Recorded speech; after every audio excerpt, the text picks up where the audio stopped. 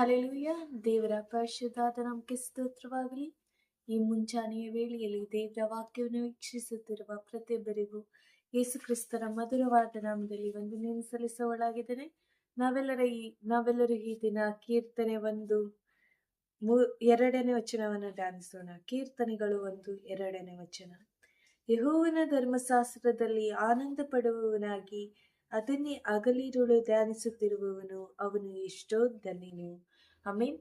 ದೇವರ ವಾಕ್ಯ ಈ ದಿನ ಎಲ್ಲರೊಂದಿಗೆ ಸ್ಪಷ್ಟವಾಗಿ ಮಾತನಾಡುವುದೇನೆಂದ್ರೆ, ಯೆಹೋವನ ಧರ್ಮಶಾಸ್ತ್ರದಲ್ಲಿ ಆನಂದ ಪಡುವವನಾಗಿ ಅದನ್ನು ಹಗಲಿರುಳು ಪ್ರತಿಯೊಂದು ಸಮಯದಲ್ಲೂ, ಸಂಜೆಯ ವೇಳೆಯಲ್ಲೂ, ಮುಂಜಾನೆ ವೇಳೆಯಲ್ಲೂ, ಯಾವಾಗ ಟೈಮ್ ಸಿಕ್ಕುತ್ತೆ ಅವಾಗೆಲ್ಲ ಧ್ಯಾನಿಸುತ್ತಿರುವವನು ಅವನು ಎಷ್ಟೋ ಧನ್ಯನಾಗಿದ್ದಾನೆ ಅಂತ ದೇವ್ರ ವಾಕ್ಯ ಹೇಳ್ತಾ ಇದೆ. ನಾವು ಯಾವಾಗಲೂ ಹಗಲು ಇರುಳು ಪ್ರತಿಯೊಂದು ಸಮಯ ದೇವರ ವಾಕ್ಯವನ್ನು ಧ್ಯಾನಿಸುವುದಾದ್ರೆ ನಾವುಗಳು ಕೂಡ ಧನ್ಯರಾಗುತ್ತೀವಿ.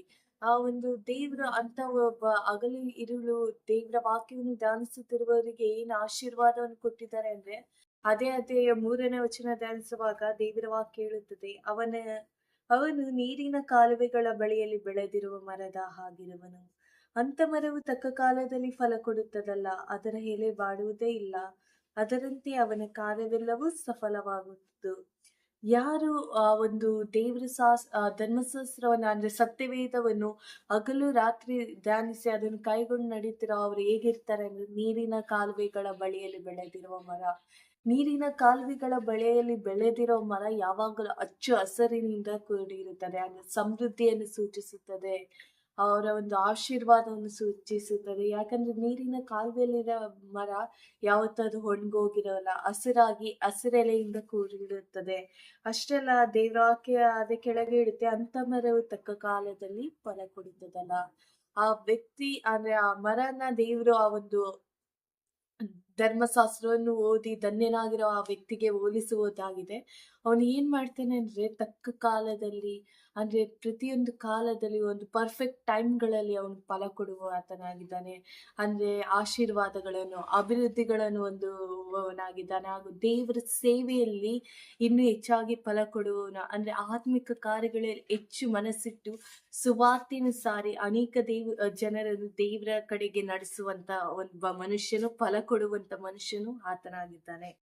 ಅದಾದ್ಮೇಲೆ ಇನ್ನೊಂದು ವಾಕ್ಯ ಹೇಳುತ್ತದೆ, ಅದರ ಎಲೆ ಬಾಡುವುದೇ ಇಲ್ಲ. ಅಂದ್ರೆ ಅವನು ಮಾಡುವಂತ ಏನೇ ಆದ್ರೂ ಅವನಿಗೆ ಯಾವುದೇ ಅಪಾಯ, ಅಪಘಾತ, ಕೇಡು, ತೊಂದರೆಗಳಾಗದಂತೆ, ಅವನ ಜೀವನ ಕುಗ್ಗಿ ಹೋಗದ ಹಾಗೆ ದೇವರು ಅವನನ್ನು ಕಾಪಾಡ್ತಾನೆ.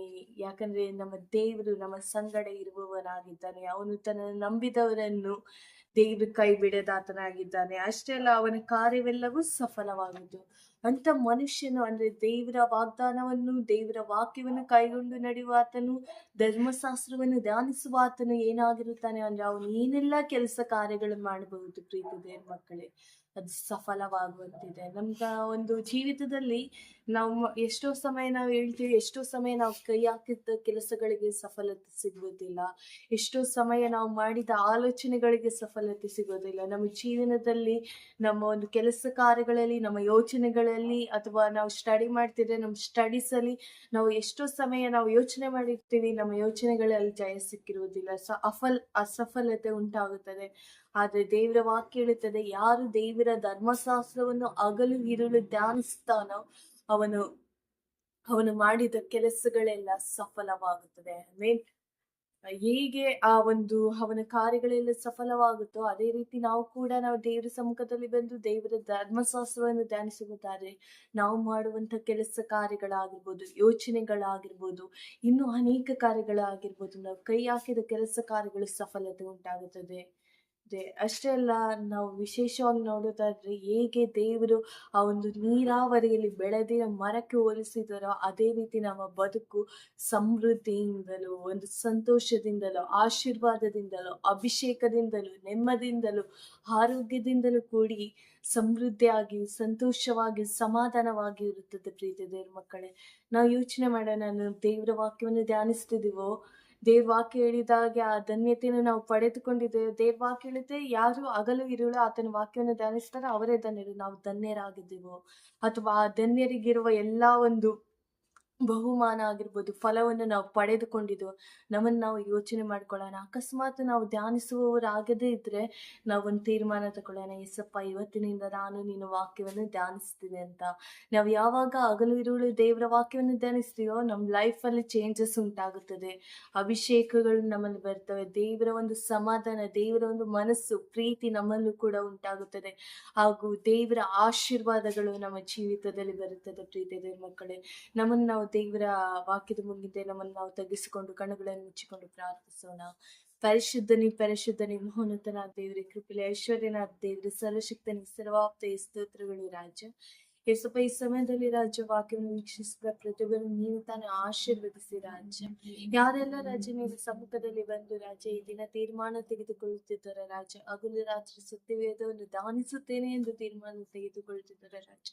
ಯೇಸಪ್ಪ, ಅವರು ಎಷ್ಟೋ ಧನ್ಯರು ಅಂತ ಹೇಳುವ ಪ್ರಕಾರ ರಾಜ್ಯ, ಅವ್ರಿಗೆ ಉಂಟಾಗುವ ಎಲ್ಲ ಆಶೀರ್ವಾದಗಳನ್ನು ಅವರು ಪಡೆದುಕೊಳ್ಳುವಂತೆ ನೀನು ತಾನು ಸಹಾಯ ಮಾಡಿ ರಾಜ. ವಾಕ್ಯದಲ್ಲಿ ಇನ್ನೂ ಹೆಚ್ಚು ಅಭಿವೃದ್ಧಿ ಹೊಂದುವಂತೆ ಸಹಾಯ ಮಾಡಿ ರಾಜ.